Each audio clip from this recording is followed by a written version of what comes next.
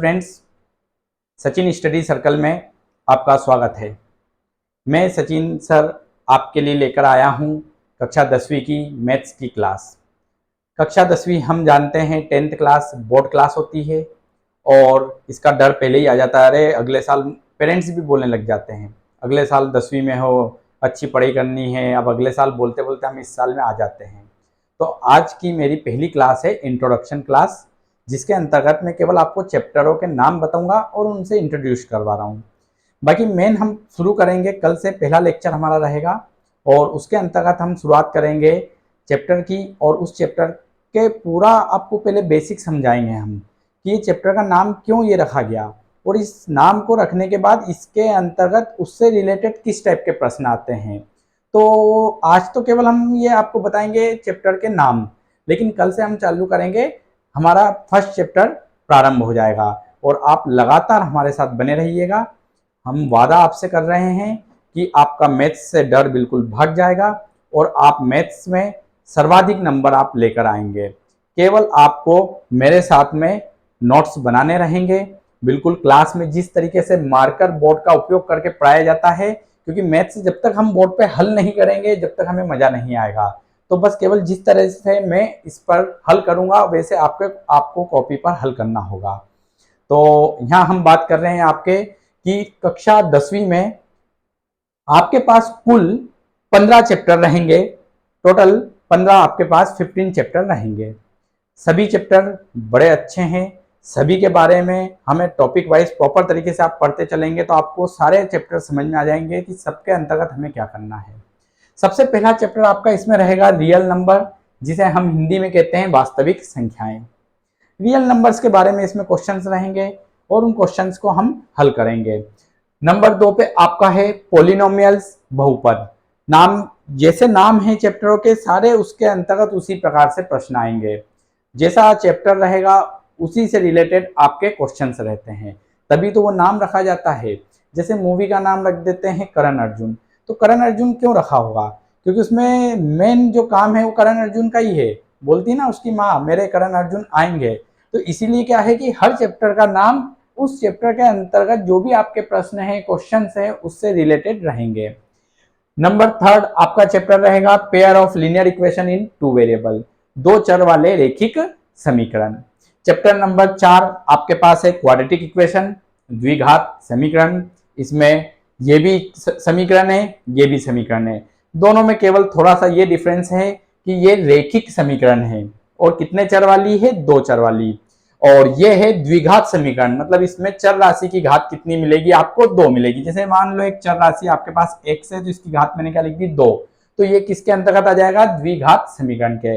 पर चूंकि मैंने आपको बताया कि जब भी मैं पहला चैप्टर स्टार्ट करूंगा उसके बाद जो भी चैप्टर आएंगे उसका पहले ही उस समय आपको बेसिक नॉलेज बहुत अच्छा दूंगा, तो आपको ये सब चीजें वहां पर पता चल जाएगी क्यों इसको द्विघात समीकरण कहा जाता है, क्यों रैखिक समीकरण कहा जाता है। अभी तो केवल मैं ये बताना चाह रहा हूं कि 10वीं में हमारा मेन टारगेट रहेगा कि जल्द से जल्द बहुत अच्छे से पढ़ाई करके हम 15 चैप्टर को 15 चैप्टर को कंप्लीट करें और कम से कम 1 या 1.5 महीना इसका प्रॉपर रिवीजन हो, आपके जो डाउट्स हो उनको सॉल्व कराए जाएं और उसके बाद में देखिए आपकी परफॉर्मेंस जो एग्जाम में होगी वो बड़ी ही शानदार हो जाएगी। आप इसके बाद देखेंगे चैप्टर नंबर 5 है आपके पास अरिथमेटिक प्रोग्रेशन, समांतर श्रेणी। इसके अंतर्गत हमारे पास अरिथमेटिक प्रोग्रेशन होगी, समांतर श्रेणी होगी, वही nth टर्म फाइंड करना और सम ऑफ सीरीज फाइंड करना, अपने को जो भी समांतर श्रेणी है उसका योग ज्ञात करना, उसमें nth पद ज्ञात करना, ये क्वेश्चन हम इसमें करेंगे। चैप्टर नंबर 6 आएगा आपका ट्रायंगल्स, त्रिभुज, जो हम हमेशा से पढ़ते आ रहे हैं, 5th क्लास से पढ़ना शुरू कर दिया था। त्रिभुज किसे कहते हैं? बोले 3 भुजाएं जिसमें हो, 3 कोण जिसमें हो, और हम इसे समबाहु त्रिभुज कहते हैं, विषमबाहु त्रिभुज कहते हैं, समद्विबाहु त्रिभुज कहते हैं। ये हमारा छोटा लेवल था, यहाँ पे त्रिभुज से संबंधित हमारी प्रमेय रहेगी और उस पर डिपेंडेंट क्वेश्चंस रहेंगे। तो चैप्टर नंबर 6 आपका रहेगा ट्राइंगल्स, त्रिभुज। फिर हम बात करेंगे चैप्टर नंबर 7 की, कोऑर्डिनेट ज्योमेट्री, जिसे हिंदी में कहा जाता है निर्देशांक ज्यामिति। कोऑर्डिनेट ज्योमेट्री, निर्देशांक ज्यामिति। इसके अंतर्गत हम पढ़ेंगे 2 डायमेंशन, 3 डायमेंशन। तो चूंकि हम 10th क्लास में तो 3 डायमेंशन नहीं है, हमें केवल 2 डायमेंशन पे डिपेंडेंट क्वेश्चन करना है। आजकल बड़ा हम जाते हैं मूवी थिएटर में, बोले 3D चश्मा पहनना है ना। तो कहीं ना कहीं वो इससे क्वालिटेटिव चीजें हैं, पर हम यहाँ पढ़ेंगे 2 डायमेंशन। अगला आपका चैप्टर आएगा यहाँ पे चैप्टर नंबर 8 और 9 दोनों को कंबाइन बताना चाह रहा हूं मैं, क्योंकि दोनों का केवल एक अगर हम बात कर लें तो इसे बोलेंगे त्रिकोणमिति, ट्रिग्नोमेट्री। अब इसमें क्या है, चैप्टर नंबर 8 है जो आपको कह रहा है इंट्रोडक्शन टू ट्रिग्नोमेट्री, त्रिकोणमिति का परिचय। इसके अंतर्गत हम त्रिकोणमिति से परिचय होंगे, ट्रिग्नोमेट्री का इंट्रोडक्शन करेंगे। इंट्रोडक्शन में क्या होगा, ट्रिग्नोमेट्री में क्या आता है, साइन, कोस, टेन, कोसेक, सेक, कॉट। बस आपको ये चीजें ही हमको इतना अच्छे तरीके से कराना है। ये चैप्टर पूरा ट्रिकी पैटर्न पे कराऊंगा जिससे कि आप कभी नहीं भूलेंगे। लोग कहते हैं अरे ट्रिग्नोमेट्री में मेरे मार्क्स कम हो गए, ट्रिग्नोमेट्री मेरे समझ नहीं आती, लेकिन मैं बताऊंगा आप ट्रिग्नोमेट्री की जो टेबल है ना, बिल्कुल आधी रात को आपको घर वाले उठाएंगे कि बेटा ट्रिग्नोमेट्री टेबल बना दो, तो आप ओरली उनको सुना दोगे। तो बस मुझे आपको उस लेवल तक अप करना है कि आप इन चीजों से डर जाएं। देखिए ये तो जो शुरू में बताए 4-5 चैप्टर बड़े सिंपल हैं, बहुत अच्छे से हो जाते, क्योंकि इसमें इक्वेशन सॉल्व करने वाले, उस पर डिपेंडेंट वर्ड प्रॉब्लम्स ये है। लेकिन आदमी डरना बच्चा यहीं से शुरुआत करता है कि ट्रिग्नोमेट्री आ गई, अरे आ गई क्या दिक्कत है, हम करेंगे ना, हम आपके साथ हैं।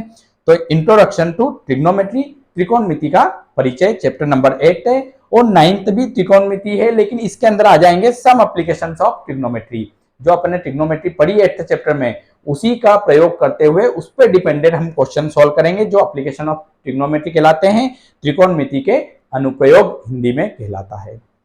आगे बात करेंगे, चैप्टर नंबर 10 है आपका सर्कल्स, जिसे हम कहते हैं वृत्त। ये हमारा थ्योरम्स रहेगी इसमें, प्रमेय, और उन्हें हमें सॉल्व करना रहेगा। प्रमेय अच्छे से करनी रहेगी, प्रमेय पे डिपेंडेंट क्वेश्चन आएंगे, थ्योरम्स पे डिपेंडेंट आपके क्वेश्चंस आएंगे। चैप्टर नंबर 11 है कंस्ट्रक्शन, रचनाएं। क्योंकि आपने पिछली कक्षाओं में भी पढ़ा है, 8th क्लास में पढ़ा था, चतुर्भुज की रचनाएं, त्रिभुज की रचनाएं, हमने इसमें क्वाड्रिलेटरल की कंस्ट्रक्शंस पढ़ी थी, ट्राइंगल्स की पढ़ी थी, और क्वाड्रिलेटरल्स में भी जो हमने पढ़ा था, चतुर्भुज के अंतर्गत भी बहुत सारी चीजें पढ़ी थी, आयत, रेक्टेंगल, फिर उसके बाद में वर्ग, स्क्वायर, इस टाइप से सारा पढ़ा था, उनका कंस्ट्रक्शन पढ़ा था, रोम्बस। तो ये सब चीजें इसके अंतर्गत रहती है कंस्ट्रक्शंस में, लेकिन यहाँ पे कंस्ट्रक्शन अलग है, लेकिन कहीं ना कहीं उनसे संबंधित है। कंस्ट्रक्शन में क्या होता है, हम पहले डायग्राम बनाते हैं, किस स्टेप से बनाया उसकी स्टेप से लिखते हैं, उसके बाद रचना के पद जिसे हम कहते हैं, तो वही इसके अंतर्गत कंस्ट्रक्शंस रहेगा। आगे बात करते हैं हम चैप्टर नंबर 12, जिसका नाम है area related to circle. Hindi में बोला जाता है वृत्तों से संबंधित क्षेत्रफल। इसके अंतर्गत हम यहाँ पे जो भी वृत्त है उसके क्षेत्रफल के बारे में बात करेंगे। बड़ा अच्छा चैप्टर है, सभी 10वीं में कोई ऐसा चैप्टर नहीं जो आपको अच्छा नहीं लगेगा, सभी बढ़िया चैप्टर है, और बिल्कुल आप फ्लो के साथ में इनको करना जब शुरू कर देंगे, बेसिक इनका समझ जाएंगे, तो आपकी एक इसमें कंटिन्यूटी बन जाएगी, आपको फिर इससे डर नहीं लगेगा, और हमारे साथ है तो डर की क्या बात है। चैप्टर नंबर 13 है आपके पास surface area and volume. Surface area and volume के अंतर्गत हम कुछ चीजें पढ़ेंगे, जिसके अंतर्गत घन, घनाभ, बेलन, शंकु, गोला, ये पढ़ना रहेगा। इंग्लिश में बात करें तो cube, cuboid, cylinder, cone, sphere, ये हम इसमें पढ़ेंगे। कुछ भी नहीं रहेगा, इसमें भी सारे क्षेत्रफल वाली बात होगी। पहले इसका नाम सिंपल सा क्षेत्रमिति भी रखा गया था। इसके अंतर्गत हम इनके वॉल्यूम्स निकालेंगे, आयतन निकालेंगे, वक्र पृष्ठ का क्षेत्रफल निकालेंगे, और संपूर्ण पृष्ठ का क्षेत्रफल निकालेंगे। और कुछ क्वेश्चन ऐसे रहेंगे मेल्टिंग वाले क्वेश्चन बड़े हार्ड लगते हैं। अरे क्या हो गया, बोले कौन को बेलन में कन्वर्ट कर दिया गया है, कौन को सिलेंडर में, शंकु को बेलन में कन्वर्ट कर दिया गया है, तो कैसे करेंगे। बड़े शानदार क्वेश्चन है, आप डरिए मत, बस बने रहिए। चैप्टर 14 है आपका स्टैटिक्स, सांख्यिकी। शुरू से पढ़ते आए बच्चों ये भी अपन।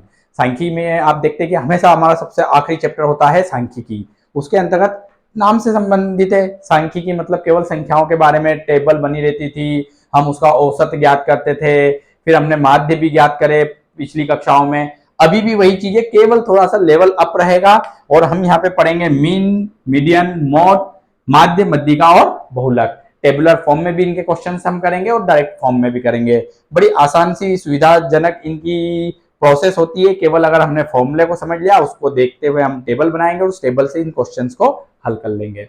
और सबसे आखिरी आपका चैप्टर रहेगा दोस्तों प्रोबेबिलिटी, प्रायिकता। बड़ी अच्छी लगेगी आपको प्रायिकता। अब क्यों लगेगी, क्योंकि इस प्रोबेबिलिटी से, प्रायिकता से हमारा आज से संबंध नहीं है, जब हम हमने पढ़ना शुरू नहीं किया था तब से इससे संबंध है। क्योंकि इसके अंतर्गत हम पढ़ेंगे, वो पढ़ेंगे क्या, डाइस। डाइस को बोलते हैं हम हिंदी में पासा।